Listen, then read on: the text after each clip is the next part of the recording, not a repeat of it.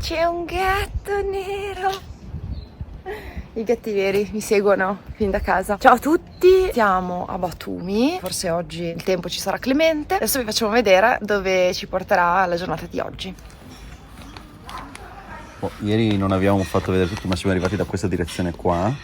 Abbiamo attraversato il confine qua a Sarpi. Abbiamo fatto, avete visto il traffico a Batumi. Stiamo dormendo più o meno in questa zona qua dei Botanical Gardens, dei giardini botanici. E oggi prenderemo sempre la strada costiera, questa qua. Ci porterà a Poti. Dopo prenderemo questa deviazione qua. E da qua andremo a Zugdidi, dove faremo le sim, che ci porterà dopo sempre su attraverso verso lo Svanetti per arrivare a Mestia. Qua questa strada sembra dritta, in realtà è tutta così. Un tornante. Aggiornamento sulla Georgia. Abbiamo fatto le assicurazioni al confine. Francesca, come avete visto, faceva la guardia, Sì, la sentinella delle sentinella moto. delle moto, perché le zone di confine non sono mai il massimo. Sì. Io sono andato a prelevare, ho prelevato 400 gel, sono 145 euro, con cui abbiamo pagato anche l'hotel, ci è costato 30 euro. Sì, perché in Georgia abbiamo sempre avuto difficoltà a pagare con la carta, Sì. cosa che quest'anno in Turchia invece non abbiamo avuto. Quest'anno veramente pochissimo. Hai prelevato una sola volta? Abbiamo pagato sempre con la carta, Sempre. tutto, anche i piccoli ristoranti, la benzina. Anche il chai praticamente Anche il con la chai. carta. Sì, l'inflazione.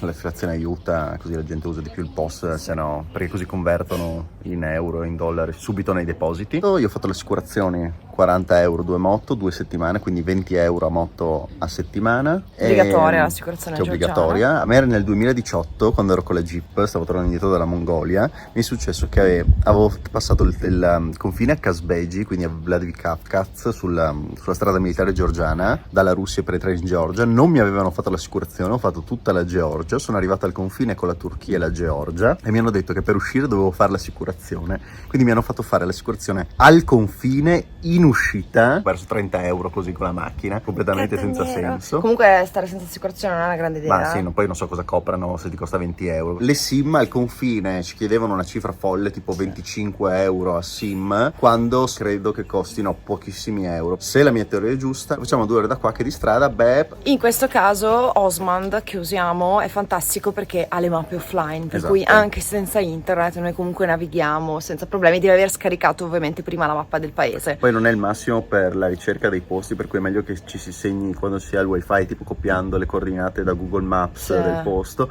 però una volta fatto quella roba lì Si naviga offline. Va bene, per ora non piove, dai. Andiamo. Guardate il mare, che bello. Si vede che qua piove sempre. La natura è rigogliosissima, verdissima. Guardate un po'. Che meraviglia.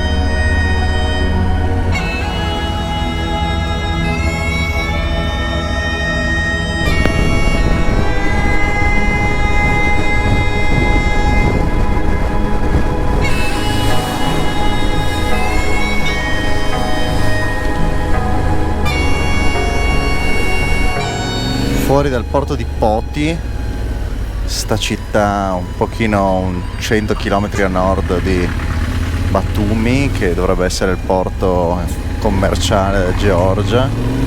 Ovviamente tutto il traffico passa per una strada, vediamo la deviazione che avevamo visto sulla cartina. Dispiace vedere, ma la Georgia è proprio il classico esempio di uno di quei paesi che sta lasciando morire tutte le campagne, perché ovviamente manca lavoro, tutti si stanno spostando verso le città e quello che era una volta erano le piccole casette con l'orto, il giardinetto, si stanno trasformando in realtà in giganteschi cumuli di macerie con i tetti che cadono, disabitati. In tutte le, adesso vedete queste 2 case sono abitate, ma negli ultimi chilometri l'80% delle case sono abbandonate e questo dispiace perché tutta la gente si sta trasferendo in gigantesche periferie senza un'anima, con delle case, con dei mini appartamenti, andando a congestionare ancora di più queste città che non hanno nessun tipo di infrastruttura già di loro e che continuano a crescere. Non lo so, io e la Francesca viviamo sì in città, ma è come essere in campagna. e io al giardino non riuscirei mai a rinunciare per cambiarlo per un appartamento in centro a Milano, però se non c'è lavoro qua e non c'è prospettiva di vita, non vedo altre soluzioni per questa povera gente. Racconti da Unione Sovietica. Queste tubazioni gialle che vedete, perché si vedono spessissimo nelle aree rurali in Georgia, Armenia, in Russia, in Kazakistan, Tagikistan, Uzbekistan, ovunque, sono le tubature del gas. Perché negli anni 50-60, quando hanno iniziato a usare il gas come fonte di riscaldamento all'interno delle case nell'Unione Sovietica, la cosa più veloce e assolutamente economica da fare era portare il gas esattamente in questo modo. Piazzare dei pali verticali e mettere il tubo sopraelevato. In questo modo non ci sarebbero state delle pipeline interrate che avrebbero impiegato sicuramente più tempo.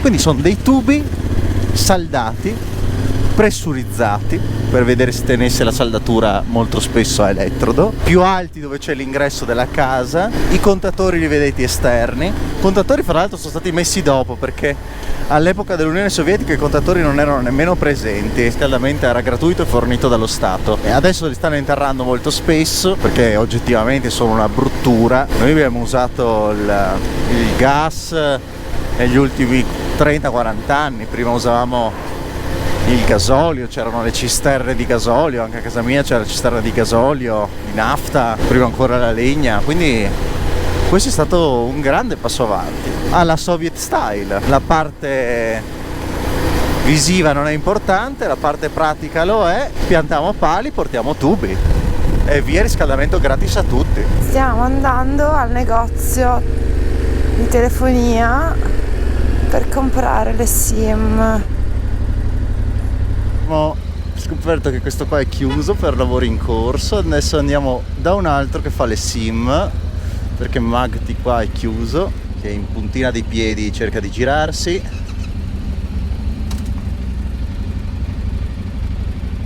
Qua sulla destra mi hanno detto che prima della curva ci dovrebbe essere Beeline. Faccio alla Francesca: ma sei sicura che vuoi che ti faccia il video davanti alla farmacia? E lei risponde: la farmacia è la mia migliore amica. Ma hai frequentato tanto la farmacia come quando vado in moto? Per una roba o per un'altra? Io dico che è l'età. Un torcicollo potrebbe dire che è l'età. Allora, le SIM le abbiamo fatte qua, in questo... dove siamo? Fammi andare a pulire. Siamo a Zugdidi. A Zugdidi, sì. Ma sembra un'idrovora. Tu sei un'idrovora. Al confine ci chiedevano 25 euro a SIM, cioè 50 euro 2 SIM. Buona. Internet illimitato, ma per una settimana, poi non si sa che diavolo succede. Devi seguirmi. Sto Invece sbrodolata. qua abbiamo pagato 13,80 euro 2 SIM, cioè 6,90 euro tipo Per un mese. 100 GB, che non è illimitato, ma 100 GB a testa credo che bastino anche a caricare qualcosa. Propongo di spostarci all'ombra. Dovete sapere che anche il mondo delle moto e anche quello delle auto, da quando le industrie delle sigarette hanno perso diritto di essere sponsor, perché ci sono entrate delle normative per cui non possono essere sponsor le ditte delle sigarette, Grande perdita economica per gli è atleti. stata un'enorme perdita. Cioè immaginate Camel Trophy, che non c'entra niente con i cammelli ma c'entrava con le Camel, le sigarette, le scritte Marlboro, Chesterfield sulle moto. E in realtà quando ho detto: ma visto che io sono un tabagista incallito, potrei chiedere delle sponsorizzazioni a un'industria di sigarette, dopo ho scoperto che è illegale praticamente in tutta Italia, anche fuori tantissimi paesi, fare una roba del genere, quindi mi sono rassegnato semplicemente a fare il tabagista e basta. Esatto, non ne guadagnerai niente, neanche la tua Solo, salute. esatto, neanche la mia salute.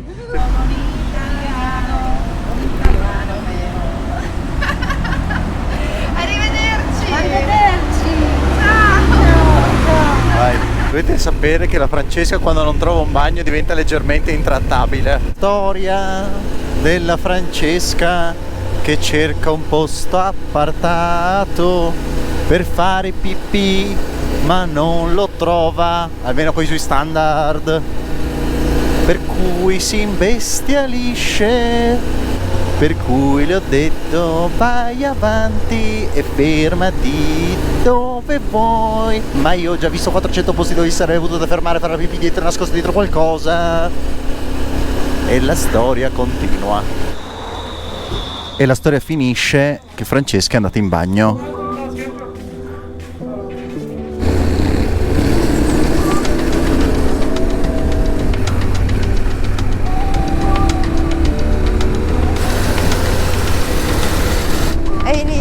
La salita a Mestia. Dovete vedere il video della Francesca che fa questa strada il primo anno. Alla fine è poco meno di 2 anni fa. Peccato che non si vedono le montagne, perché qua veramente sono imponenti. Comunque siamo nel Caucaso maggiore. Il Caucaso minore è giù in Armenia.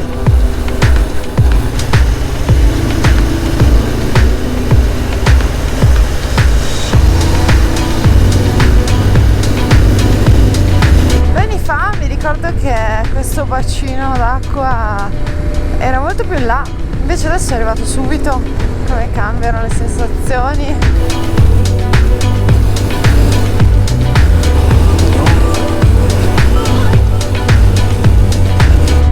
Certo che adesso mi diverto a guidare su queste strade, 2 anni fa che pena.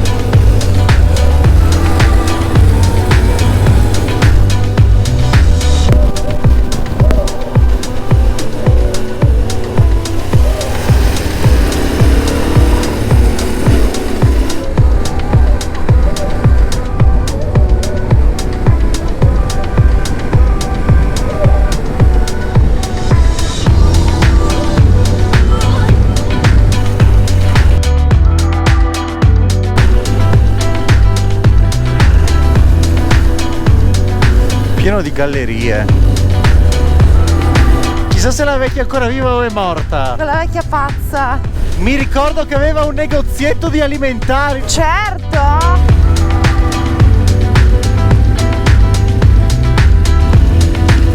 Non l'ho vista.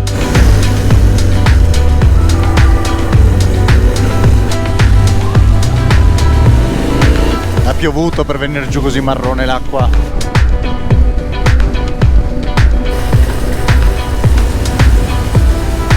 La galleria delle mucche.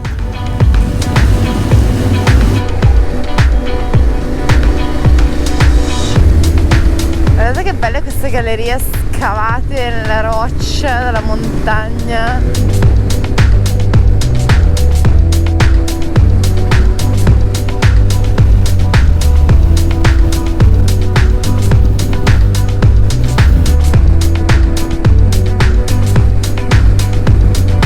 L'uomo contro la montagna, sempre costantemente qua.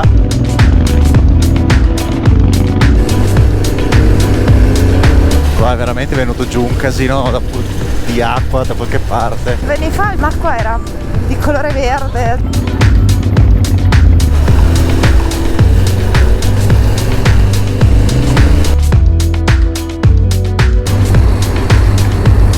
Se arriva una macchina qua contro mano.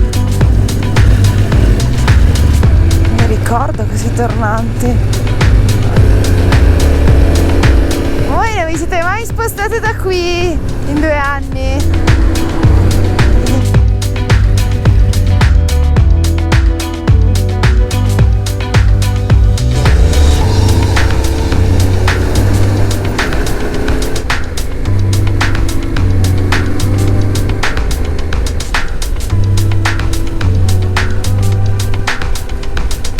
Comunque di là di quella montagna è Russia,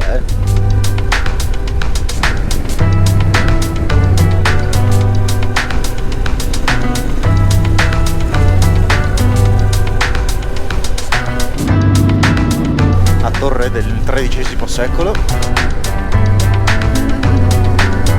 Le prime torri di Mestia. Ma cosa c'è qui? Una riunione di condominio?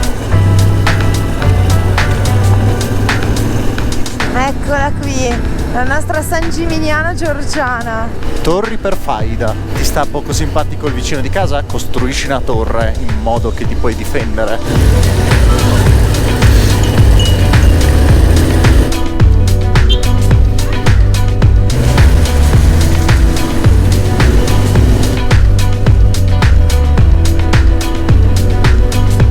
Allora, stando al fatto che questo è il centro centrissimo, torre spaventosa.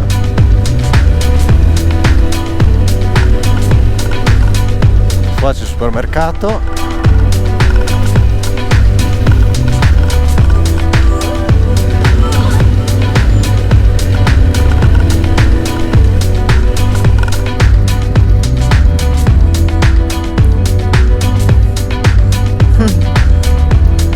Che bell'ingresso.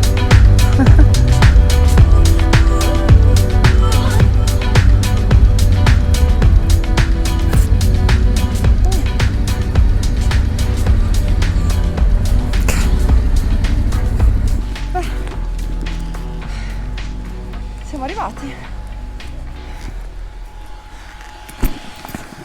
Iniziamo con uno dei piatti tipici della regione dello Svaneti ed è il cacciapuri. Allora, Amedeo sta provando il cacciapuri con la carne e io invece col formaggio e le erbette. Amedeo, che sta cercando di far su? Ce l'hai fatta? Non sono spaghetti! Allora, siamo al secondo giorno in questa casetta di legno che abbiamo scelto per questi giorni di riposo, ma lavoro in realtà. Sono andata al local market a comprare dei pomodori, prezzi ottimi e frutta e verdura eccezionale, ma ho preso anche il sale Svaneti, che è profumatissimo. Vi racconto questa piccola storia legata alla regione dello Svaneti. In questa regione non si sono formati naturalmente dei depositi di sale, per cui in passato il sale veniva trasportato dai mercanti da altre regioni della Georgia. Ovviamente immaginate sempre un po' il viaggio della speranza, con i predoni, con il rischio di essere comunque ammazzati per strada, depredati dalla merce, il sale come l'oro, no? Per cui cosa si sono inventati in questa regione dello Svaneti per sopperire alla mancanza naturale di sale? Quel poco di sale che arrivava veniva mescolato a una mistura di erbe naturali tritate, triturate, molto profumate, molto saporite, e da allora infatti uno degli elementi più tipici di questa regione dello Svaneti è appunto il sale di Svaneti, che oggi ho preso in questo sacchetto e vi assicuro è profumatissimo. Mi sembra un po' di essere in India, devo dire. Adesso faccio dei pomodori tagliati con l'aggiunta di questo sale, sono curiosissima di sapere come sarà.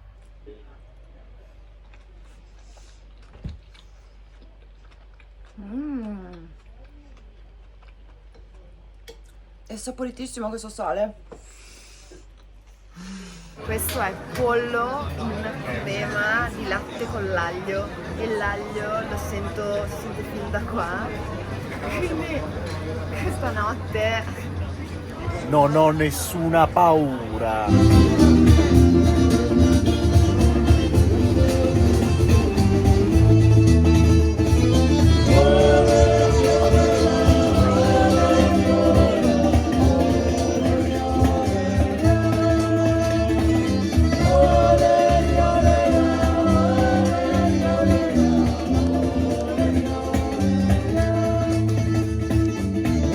andando nel ristorante che ci ha consigliato il nostro host, che è un po' difficile da raggiungere sicuramente.